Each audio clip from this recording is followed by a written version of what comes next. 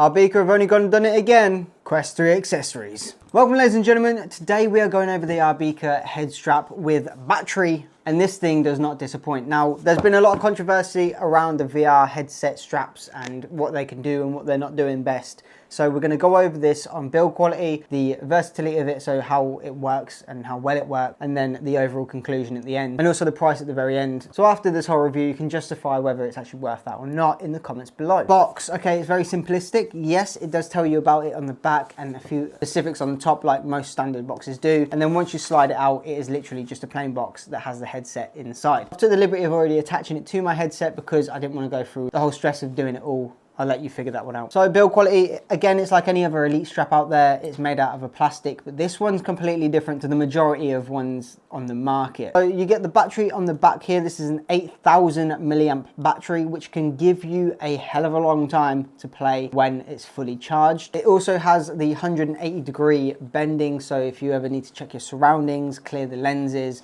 so forth, you can do that with ease once it's on your head. Lift it up, and I mean, it does it smoothly. There's no clicking, there's no other extra features you need to click in to make it go up and down. It's simply up and down, and that is it. Fantastic, that's what we want. On top here, you've got your head strap, like many others, a normal standard sort of fake leather, PVC, I don't know what they call it, but it's a foam strap. Does give comfort, I will tell you now.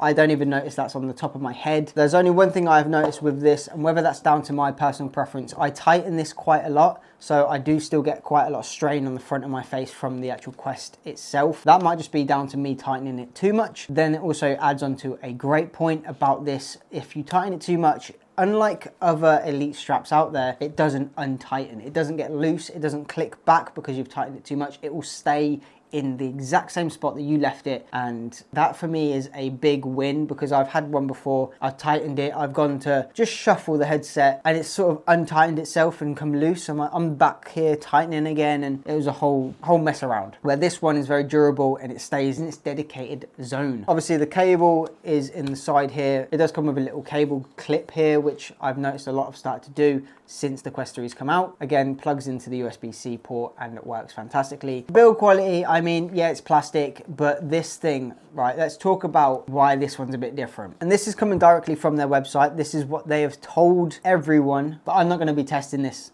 I'm going to let other VR YouTubers test it because I don't want it to break on me. But they are stating it's made out of an ABS and PC build, which can stand up to 100,000 times bending. So that means you can bend this a crazy amount and it will not break, and I'm not going to be testing it because on me, I guarantee I'll be the one that breaks it, and I like this head strap too much to do that. I mean, for the build quality, for me, it feels perfect. It's balanced very nicely. It's, you know, it takes a lot for it to sort of move up and down, if you will, and it's smooth. There's no clicking. You know, I hate the ones where you bend it up and it's like on like some clicky mechanism. I don't get that. Just make it smooth. I know I'm lifting it up. I don't need to know how much I'm lifting it up, right? So for me, build quality, fantastic.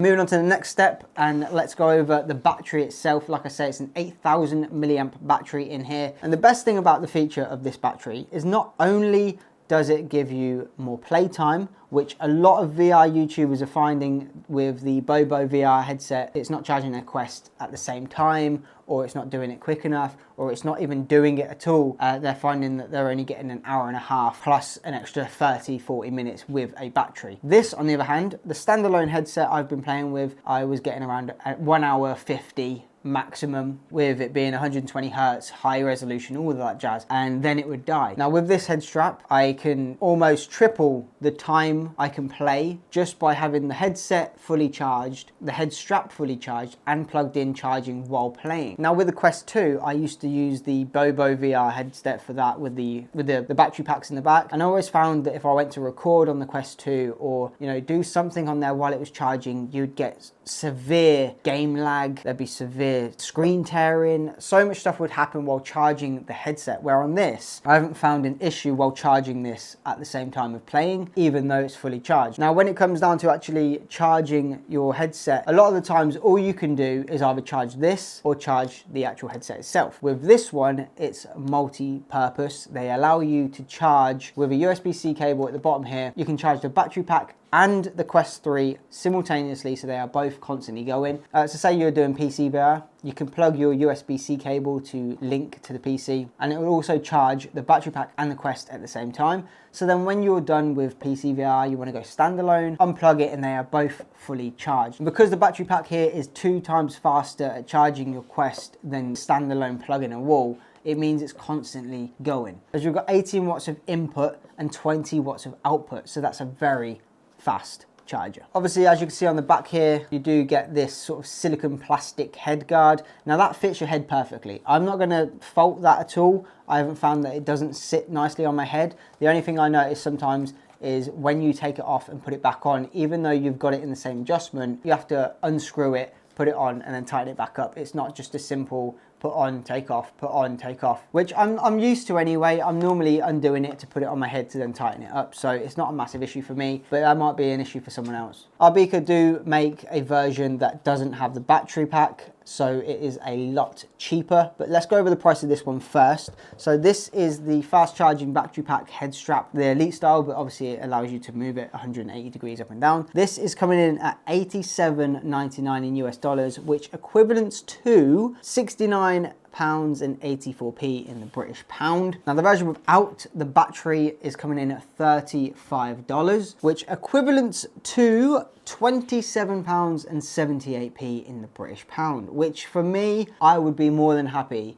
to pay that price for the comfort that you are going to get from a strap like this. Compared to the original strap that comes with the Quest, this thing provides ridiculous amounts of comfort compared to that. Now, I will say I did enjoy the comfort more of the Bobo VR, but that is because they have more properties to sort of hold to your head, where this is just a strap on the front and a little plate on the back. For me, it was the price that actually swindled it. I thought that this was going to be a lot more than it was. And it also gives you a nice feature at the back here that you can see real-time battery usage and when to charge it. And if it's plugged in and your headset's fully charged and you don't want to wear the battery out, you can just click the button twice and it will stop charging and it will retain the charge in the battery for when you need to. You can just click it once and it will start charging your headset again without it losing power from the battery pack. So for me, that's definitely worth the price range just for that alone. Now the conclusion at the end of the day is anything that will give you better comfort, longer playtime for you to enjoy the games you're in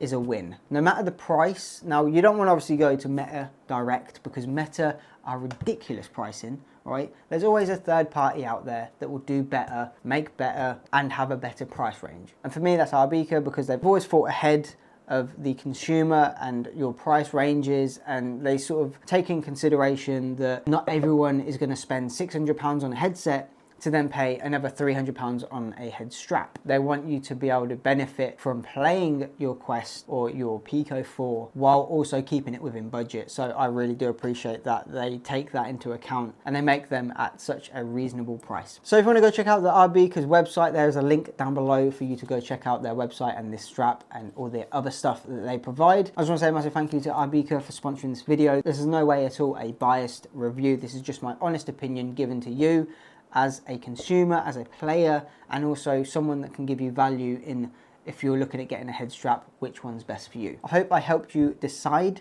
on whether this is something that you would look into. If it is, you know where to go down below. So all said and done, capture, create, captivate, that's what we've done here today, and I'll see you all in the next video.